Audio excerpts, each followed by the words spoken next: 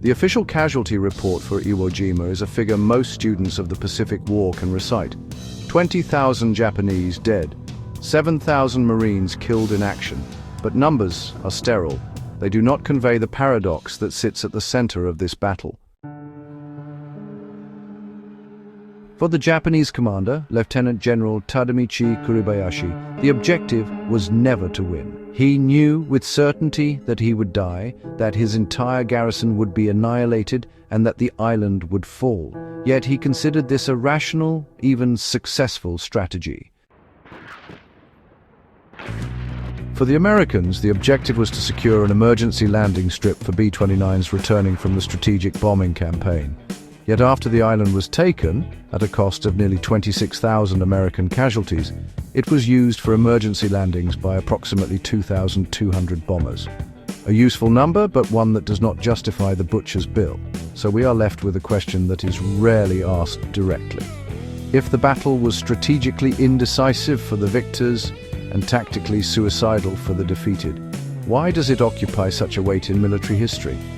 The answer lies not in what the island was worth in February 1945, but in what it revealed about the enemy the Americans would have to face 500 miles closer to Tokyo. The defense of Iwo Jima was not a last stand. It was a deliberate, engineered exchange rate calculation.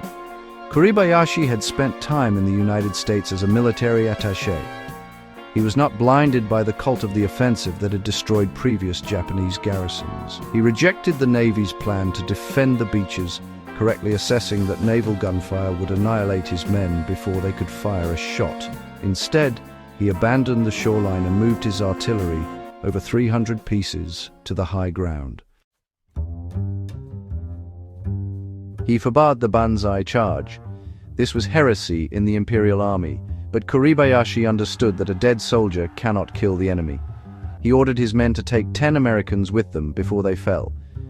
This was not propaganda, it was a logistics calculation. If the United States suffered 1 million casualties in the home islands, he reasoned, the political will to continue unconditional surrender demands might collapse. The means of achieving this exchange rate was the tunnel network. 11 miles of interconnected fighting positions, some buried 75 feet deep, carved into volcanic rock that reeked of sulfur. Men dug in heat exceeding 100 degrees Fahrenheit, breathing fumes that turned the tunnels into gas chambers. There was no fresh water. By the time the Marines landed, many defenders were already suffering from malnutrition and illness. Yet they remained in place because the architecture of the defense prevented withdrawal. Kuribayashi did not need his men to believe in victory. He needed them to believe that death in place was the only option. This was the first mature expression of what would later be termed a defense in depth, and it inverted every assumption the Marine Corps held about amphibious warfare.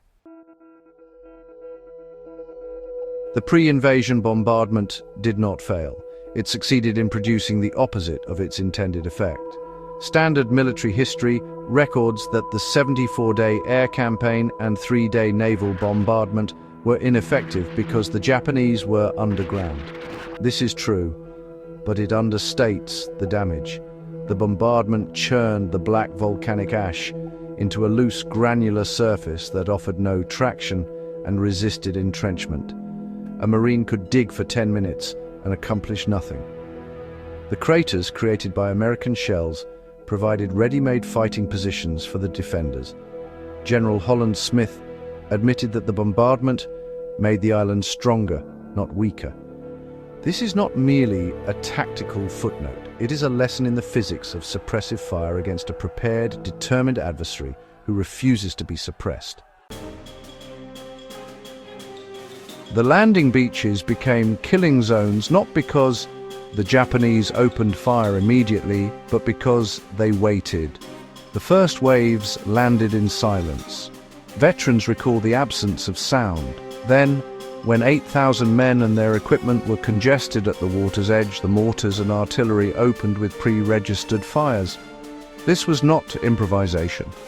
Every gun position had been surveyed and zeroed on terrain markers. The first round was a hit.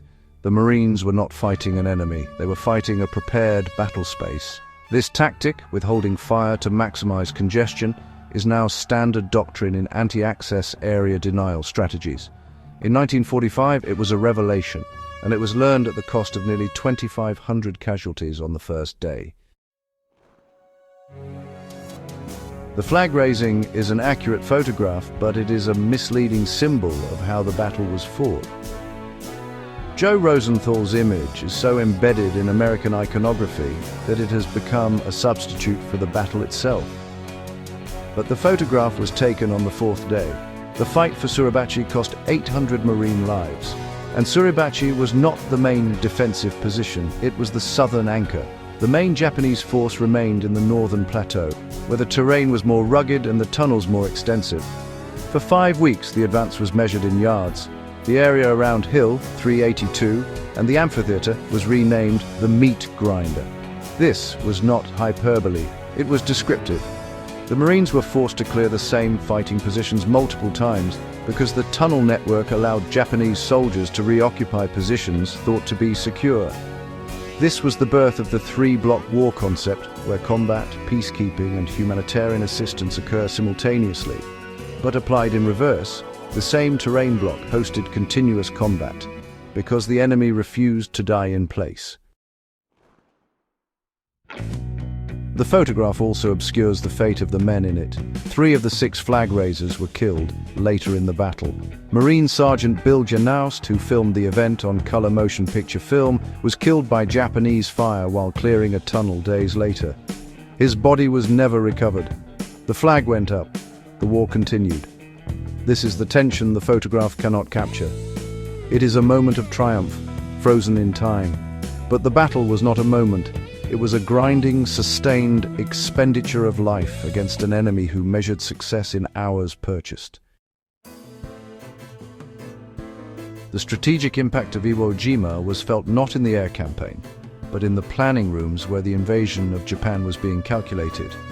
By the time the island was declared secure on March 26, a declaration made prematurely to meet the operational timeline for Okinawa, 3 Marine divisions had been effectively gutted.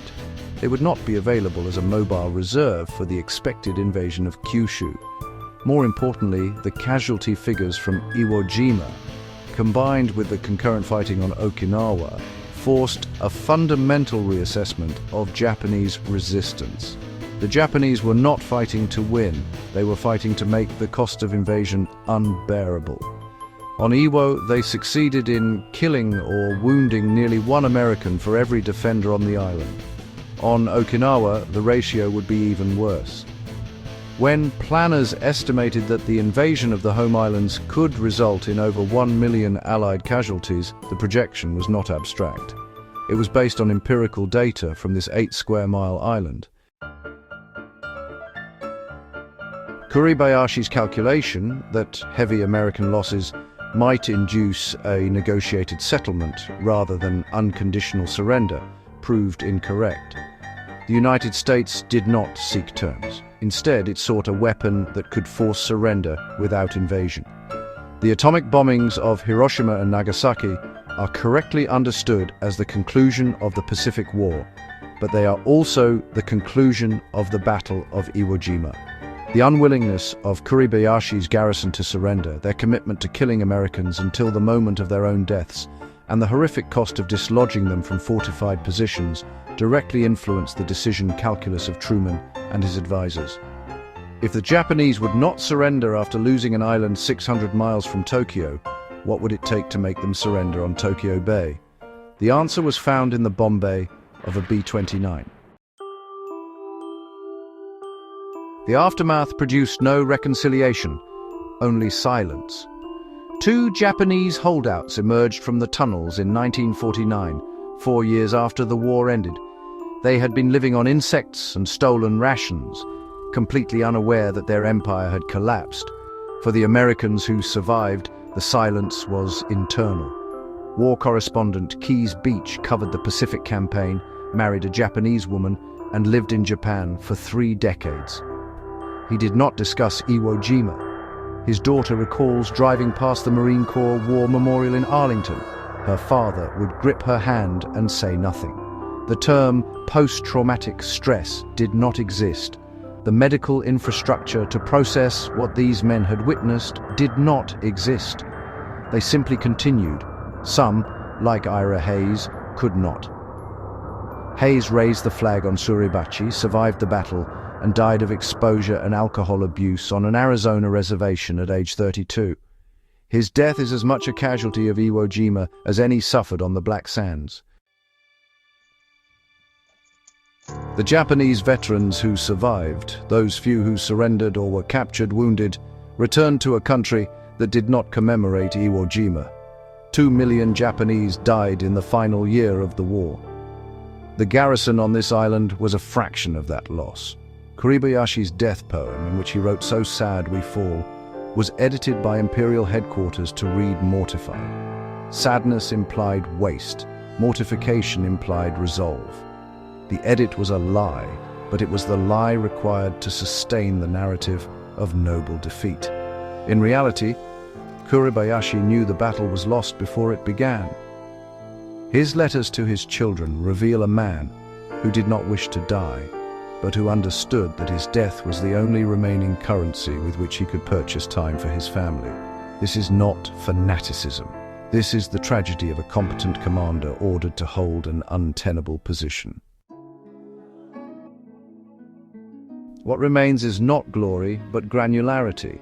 The Battle of Iwo Jima is not best understood as a victory or a defeat. It is a case study in the limits of naval power, the adaptability of a determined defender, and the psychological cost of reducing war to arithmetic. Kuribayashi's tunnels did not save the island, but they revealed that the Japanese soldier, properly led and supplied, would not break. The Marine Corps did not need a strategic airfield. It needed to prove that it could take ground held by an enemy willing to die for it. Both sides got what they needed, and both sides paid a price that exceeded rational expectation. For the survivalist and the serious student of conflict, the value of Iwo Jima is not in its inspiration, it is in its warning. Kuribayashi did everything correctly. He assessed his enemy, adapted his tactics, and exploited terrain. He still lost. The Marines did everything they knew how to do. They applied overwhelming firepower, demonstrated individual courage, and adapted under fire. They still suffered casualties that nearly broke their force. War is not a problem to be solved with superior technique. It is a condition to be endured. Iwo Jima matters because it offers no comfort. It offers only evidence. If you found value in this level of historical depth, consider subscribing to War Machina. We do not summarize Wikipedia entries. We examine the decisions, failures, and adaptations that define combat. Share this video with someone who understands that history is not a story we tell to feel good, but a record we study to avoid repeating the worst of what we are capable of.